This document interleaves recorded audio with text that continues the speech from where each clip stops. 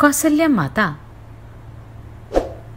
रानी होते हुए भी अपने पुत्र के लिए कुछ न कर सकी, परंतु उन्होंने श्री राम को आशीर्वादों से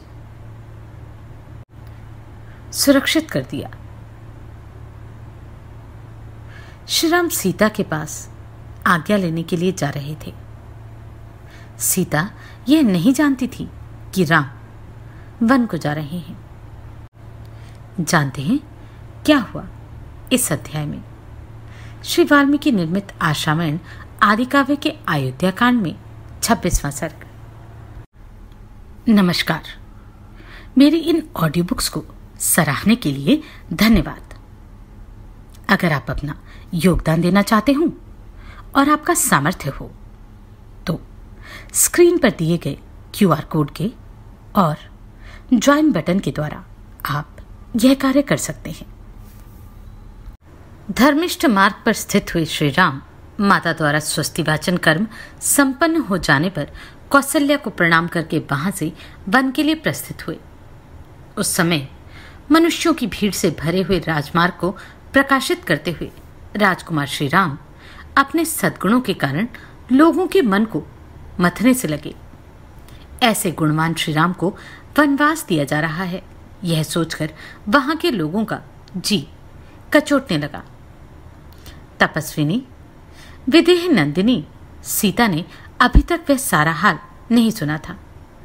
उनके हृदय से यही बात समाई हुई थी कि मेरे पति का युवराज पद पर अभिषेक हो रहा होगा। विदेह राजकुमारी सीता सामयिक कर्तव्यों तथा राजधर्मों को जानती थी, अतः देवताओं की पूजा करके प्रसन्नचित्त से श्री राम के आगमन की प्रतीक्षा कर रही थी। इतने में ही श्री राम ने अपने भलीभांति सजे सजाए अंतःपुर में, जो प्रसन्न मनुष्यों से भरा हुआ था, प्रवेश किया।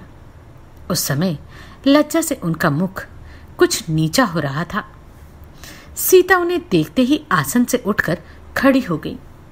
उनकी अवस्था देखकर कांपने लगी और चिंता से व्याकुल इंद्रियों वाले अपने उन शोक संतप्त पति को निहारने लगी। धर्मात्मा श्री राम सीता को देखकर अपने मानसिक शोक का वेग सहन न कर सके, अतः उनका वह शोक प्रकट हो गया। उनका मुख उदास हो गया था, उनके अंगों से पसीना निकल रहा था। वे अपने शोक को दबाए रखने में असमर्थ हो गए थे।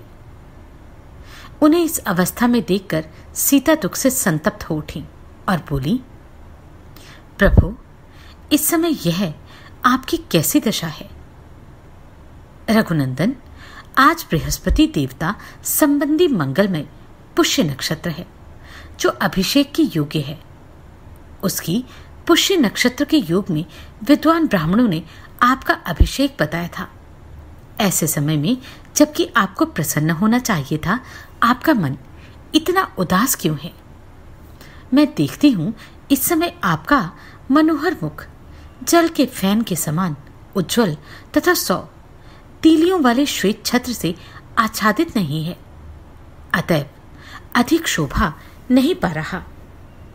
कमल जैसे सुंदर नेत्र धारण करने वाले आपके इस मुख पर चंद्रमा और हंस के समान श्वेत वर्ण वाले तो श्रेष्ठ चंबरों द्वारा हवा नहीं की जा रही।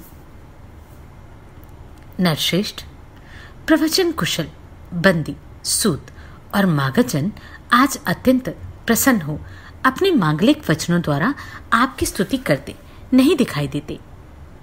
वेदों के पारंगत विद्वान ब्राह्मणों ने आज मूर्धा अभिषिक्त हुए आपके मस्तक पर तीर्थोदक मिश्रित मधु और दधि का विधिपूर्वक अभिषेक नहीं किया।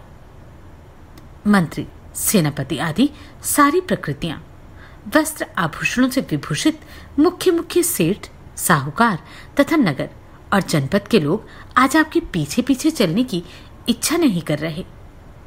इसका क्या कारण है? सुनहरे साज-बाज से सजे हुए 4 वेगशाली घोड़ों से जुता हुआ श्रेष्ठ पुष्परथ आज आपके आगे आगे क्यों नहीं चल रहा?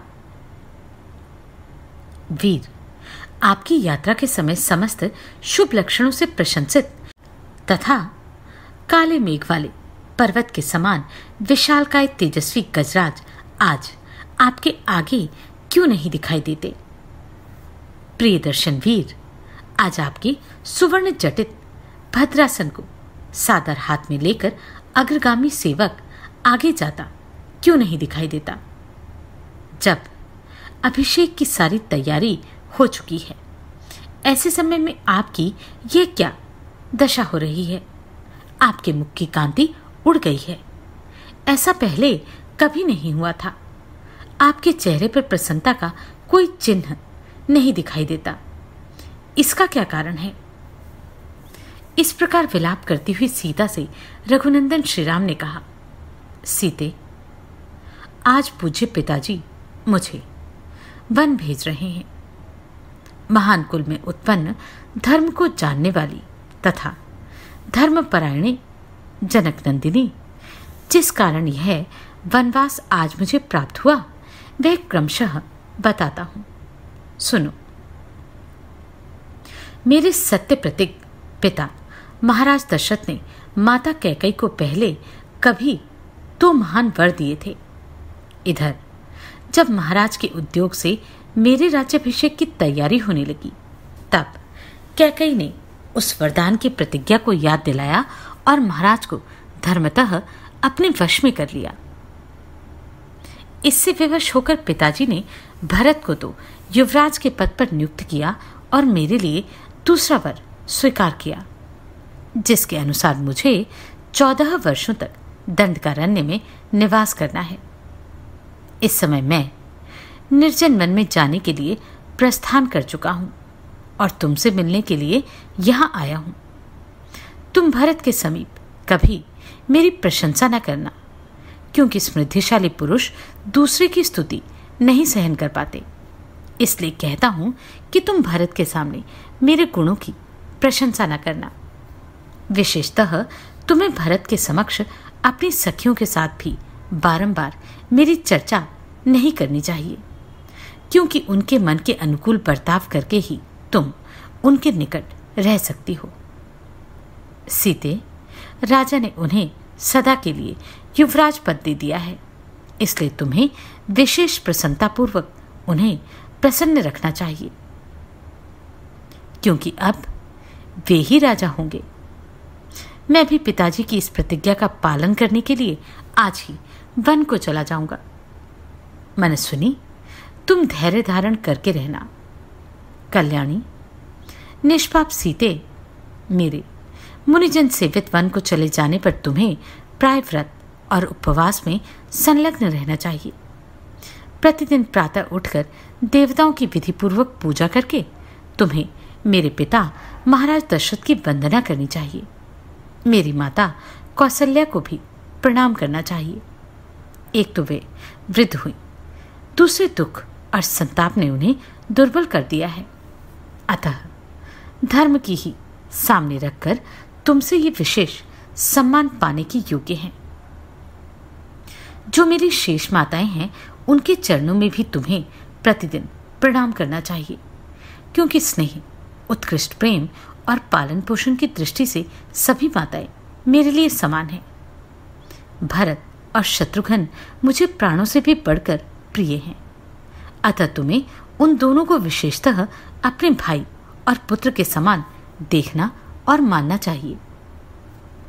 विधि नंदिनी, तुम्हें भरत की इच्छा के विरुद्ध कोई काम नहीं करना चाहिए, क्योंकि इस समय वे मेरे देश और कुल के राजा हैं। अनुकूल आचरण के द्वारा आराधना और प्रयत्नपूर्वक सेवा करने पर राजा लोग प्रसन्न होते हैं, तथा विपरीत बर्ताव करने पर वे कुपित हो जाते हैं। जो अहित करने वाले हैं, वे अपने औरस पुत्र ही क्यों न हो, राजा उन्हें त्याग देते हैं, और आत्मीय न होने पर भी जो सामर्थ्यवान होते हैं, उन्हें वे अपना बना लेते हैं। अतः कल्याणी, तुम राजा भरत के अनुकूल बर्ताव करती हुई धर्म एवं सत्यव्रत में तत्पर रहकर यहाँ निवास करो। प्रिय, अब मैं इस विशाल वन में चला जाऊंगा।